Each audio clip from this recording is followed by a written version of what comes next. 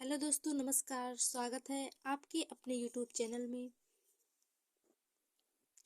आज हम बाल विकास एवं शिक्षा शास्त्र से संबंधित प्रश्नों को हल करेंगे।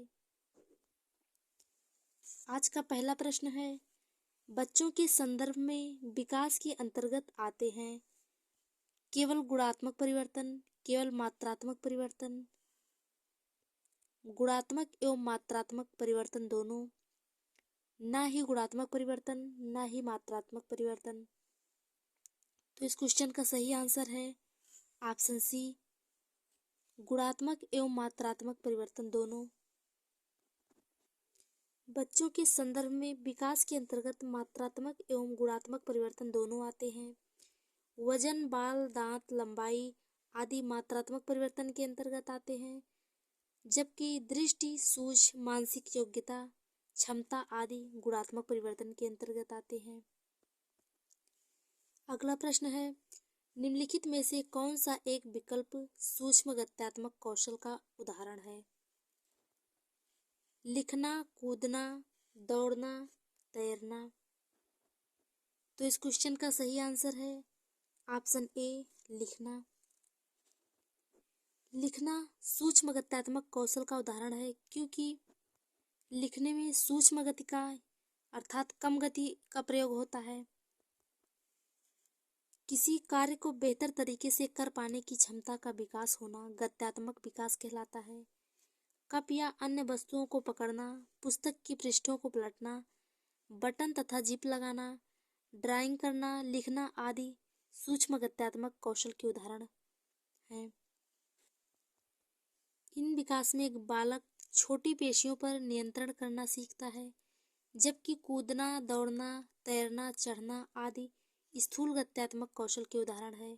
स्थूल गत्यात्मक विकास में बालक बड़ी पेशियों पर नियंत्रण करना सीखता है। बच्चों के विकास के संदर्भ में संवेदनशील चरण से क्या तात्पर्य है? किसी व्यक्ति में विशिष्ट क्षमताओं के उत्थान का इष्टतम चरण, गर्भाधान से जन्म तक का विकासात्मक चरण, शैशवावस्था से प्रारंभिक वयस्क अवस्था में पारगमन का विकासात्मक चरण, किसी व्यक्ति में अंतःस्राव में हुए अचानक परिवर्तनों का विकासात्मक चरण। तो इस क्वेश्चन का सही आंसर है ऑप्शन ए, किसी व्यक्ति में विशिष्ट क्षमताओं के उत्थान का इष्टतम चरण बच्चों के विकास के संदर्भ में संवेदनशील चरण से तात्पर्य है।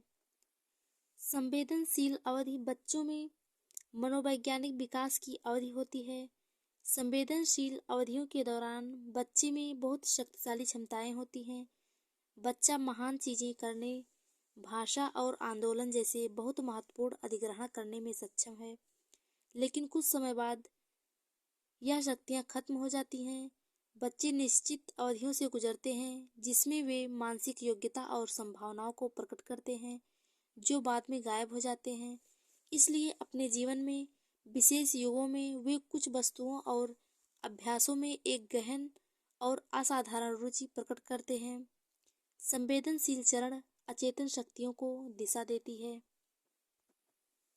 समकक्षी समूह के संदर्भ में क्या सही है? बच्चों के द्वितीयक समाजीकरण में उनकी एक महत्वपूर्ण भूमिका होती है। बच्चों के समाजीकरण में उनकी कोई भूमिका नहीं होती है। बच्चों के समाजीकरण में उनकी लघु लेकिन निरर्थक भूमिका होती है। यह द्वितीयक समाजीकरण का कारक नहीं होता है। तो इस क्वेश्चन का सही आंसर है ऑप्शन ए, समकक्षी समूह के संदर्भ में बच्चों के द्वितीयक समाजीकरण में उनकी एक महत्वपूर्ण भूमिका होती है। किसी भी शैक्षणिक प्रक्रिया में जब छात्रों की शिक्षण समस्या का समाधान करने के लिए समवयस्क समूह को शिक्षित किया जाता है, तो वह समकक्षी समूह कहलाता है। इनमें से कौन सी उप अवस्था लॉरेंस कोहलबर्ग के नैतिक विकास की पारंपरिक अवस्था के अंतर्गत आती है? अनुदेशन, उद्देश्य एवं आदान प्रदान, सार्वभौमिक नैतिक सिद्धांत, अनुबंधन, नैतिकता एवं अधिकार व कानून, सामाजिक सरोकार और आत्मबोध। तो इस क्वेश्चन का सही आंसर है ऑप्शन डी, सामाजिक सरोकार और आत्मबोध। लॉरेंस कोहलबर्ग के नैतिक विकास की पारंपरिक अवस्था के अंतर्गत आती है। लॉरेंस कोहलबर्ग ने नैतिक विकास की कुल 6 अवस्थाओं को 3 स्तर पद 2-2 अवस्थाओं के साथ विभाजित किया गया है। ये अवस्थाएं निम्न हैं। पहला है पूर्व लौकिक स्तर। इसके अंतर्गत आज्ञा एवं दंड की अवस्था एवं अहंकार की अवस्था आती है। लौकिक स्तर के अंतर्गत प्रशंसा की अवस्था तथा सामाजिक व्यवस्था के प्रति सम्मान की अवस्था आती है। पश्चात लौकिक स्तर के अंतर्गत समझौता, व्यक्तिक अधिकारों एवं प्रजातांत्रिक रूप से स्वीकृत नियमों की अवस्था आती है तथा सामाजिक व्यवस्था के प्रति सम्मान की अवस्था पश्चात लौकिक स्तर के अंतर्गत आती है।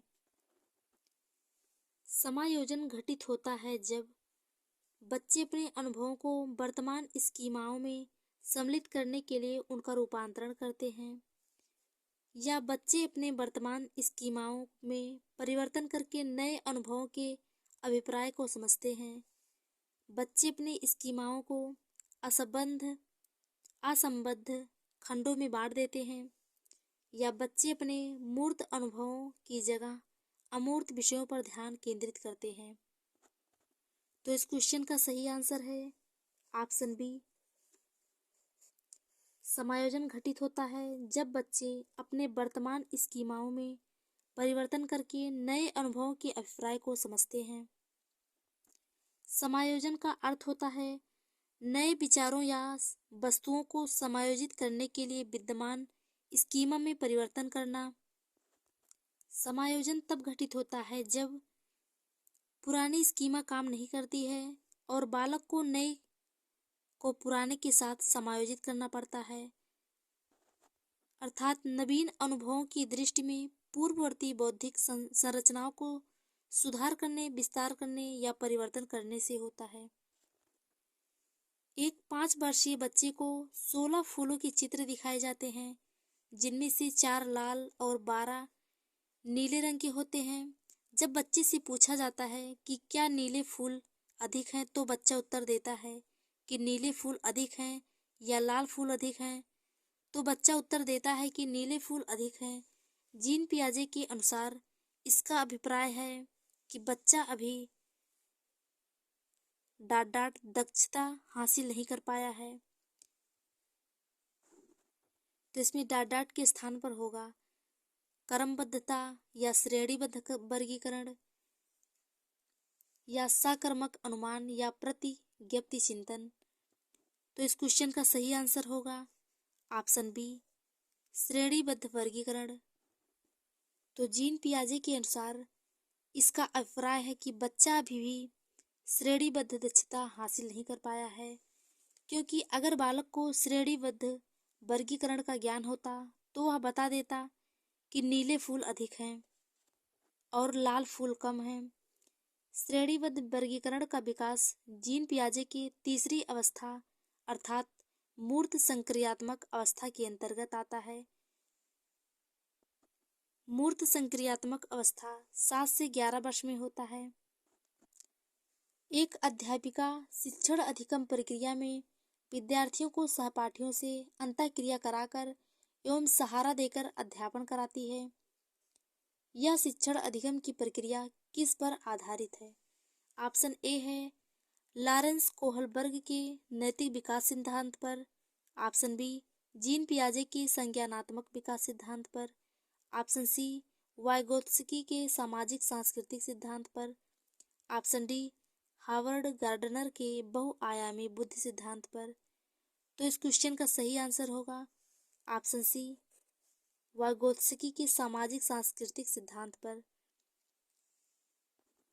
जहाँ पर बच्चों को अध्यापन प्रक्रिया में सहारा देकर अध्यापन कराया जाता है, वहाँ पर वाइगोत्स्की के सामाजिक सांस्कृतिक सिद्धांत लागू होते हैं। इस सिद्धांत के अनुसार सामाजिक अंतःक्रिया ही बालक की सोच व व्यवहार में निरंतर सामाजिक बदलाव लाता है, जो एक संस्कृति दूसरी संस्कृति से भिन्न हो सकता है। वाइगोत्स्की के अनुसार बच्चों का संज्ञानात्मक विकास उनके सामाजिक सांस्कृतिक परिवेश से प्रभावित होता है। अतः बच्चों के संज्ञानात्मक विकास निर्देशित करने के लिए सांस्कृतिक रूप से प्रासंगिक ज्ञान की आवश्यकता होती है। वाइगोत्स्की ने सामाजिक सांस्कृतिक सिद्धांत के कई तत्व बताए हैं, जिनमें पहला व्यक्तिगत भाषा है तथा दूसरा निकटतम विकास का क्षेत्र है। प्रगतिशील शिक्षा में पाठ्यचर्या के उद्देश्य को महत्व देते हैं। रटन स्मृति, सत्ता के प्रति अनुकूलता, आलोचनात्मक चिंतन, प्रत्यास्मरण और सतत अभ्यास या ड्रिल।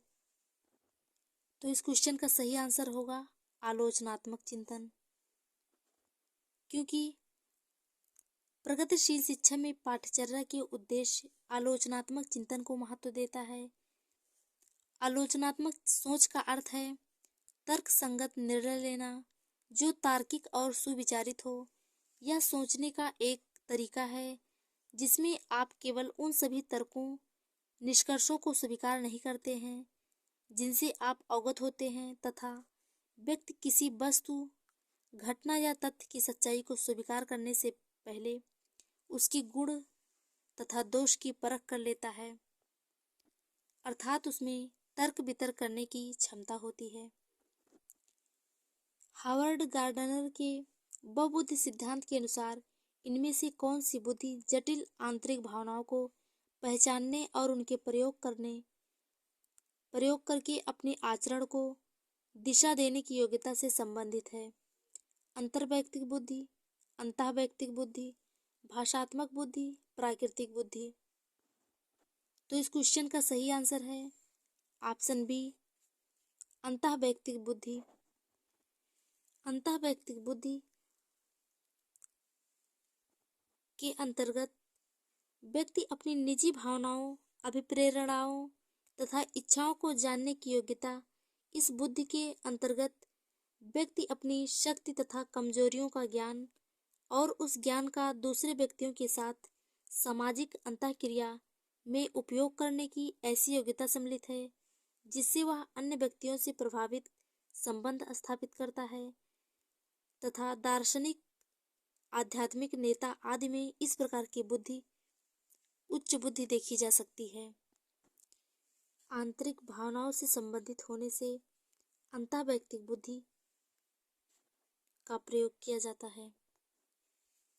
कक्षा में प्रिंट समृद्ध वातावरण का सृजन बहुत महत्वपूर्ण है। ये कथन है और तर्क है। उपकारी वातावरण भाषा विकास में अर्थपूर्ण भूमिका निभाता है। ऑप्शन ए है, ए आर दोनों सही हैं, आर ए की व्याख्या करता है। ऑप्शन बी है, ए आर दोनों सही हैं लेकिन आर ए की व्याख्या नहीं करता है। ऑप्शन सी है, ए सही है लेकिन आर गलत है। ऑप्शन डी है, ए आर दोनों गलत हैं। तो इस क्वेश्चन का सही आंसर होगा ऑप्शन ए आर दोनों सही हैं तथा आर ए की सही व्याख्या करता है। कक्षा में प्रिंट समृद्ध वातावरण का सृजन बहुत महत्वपूर्ण है। इसका कारण है उपकारी वातावरण भाषा विकास में अर्थपूर्ण भूमिका निभाता है, अर्थात जब वातावरण हमारे अनुकूल रहेगा तो हम भाषा विकास अच्छे से कर पाएंगे। कक्षा में प्रिंट समृद्ध वातावरण का सृजन बहुत महत्वपूर्ण है, क्योंकि जब कक्षा का वातावरण रोचक रहेगा तो बच्चे वहाँ भी बहुत अच्छे ढंग से सीखेंगे। इसलिए कक्षा में जैसे रंगीन प्रिंट, चार्ट, पोस्टर, मानचित्र आदि होने चाहिए। इससे बच्चे अच्छे ढंग से सीखेंगे तथा भाषा का विकास अच्छे से कर पाएंगे। डाडाट शब्द का प्रयोग जैविक अंतरों के लिए होता है, जबकि डाडाट शब्द का प्रयोग उन विशेषताओं और स्वभावों के लिए होता है जिसे कि एक विशिष्ट संस्कृति पुरुषों और महिलाओं के लिए उपयुक्त मानती है। इस क्वेश्चन का सही आंसर होगा ऑप्शन ए, लिंग, जेंडर, अर्थात लिंग शब्द का प्रयोग जैविक अंतरों के लिए होता है, जबकि जेंडर शब्द का प्रयोग उन विशेषताओं और स्वभाव के लिए होता है जिसे कि एक विशिष्ट संस्कृति पुरुषों और महिलाओं के लिए उपयुक्त मानती है। अर्थात लिंग एक जैविकीय संरचना है जबकि जेंडर एक सामाजिक संरचना है। अर्थात लिंग व्यक्ति के जीव विज्ञान के बारे में है, यह उनके क्रोमोसोमल मेकअप, उनके हार्मोन और उनकी संरचना का वर्णन करता है। जबकि जेंडर किसी व्यक्ति की स्वयं को पुरुष, महिला या किसी अन्य लिंग के रूप में पूरी तरह से समझने का वर्णन करता है। बहुभाषी कक्षा के लिए निम्नलिखित में से कौन सा कथन सर्वाधिक उपयुक्त होगा? ऑप्शन ए, स्कूल को केवल उन्हीं छात्रों की भर्ती करनी चाहिए जो स्कूल द्वारा निर्धारित अनुदेश की भाषा में संवाद करते हैं। ऑप्शन बी, शिक्षक को सभी भाषाओं का सम्मान करना चाहिए और छात्रों को उस भाषा में संवाद करने के लिए प्रोत्साहित करना चाहिए जिनका प्रयोग करने में उन्हें आसानी हो।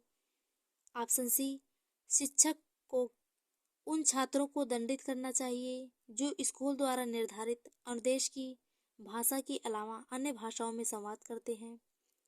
ऑप्शन डी, स्कूल द्वारा निर्धारित अनुदेश की भाषा में ही सभी का मूल्यांकन होना चाहिए। तो इस क्वेश्चन का सही आंसर होगा ऑप्शन बी। बहुभाषी कक्षा में शिक्षक को सभी भाषाओं का सम्मान करना चाहिए और छात्रों को उस भाषा में संवाद करने के लिए प्रोत्साहित करना चाहिए जिनका प्रयोग करने में उन्हें आसानी हो।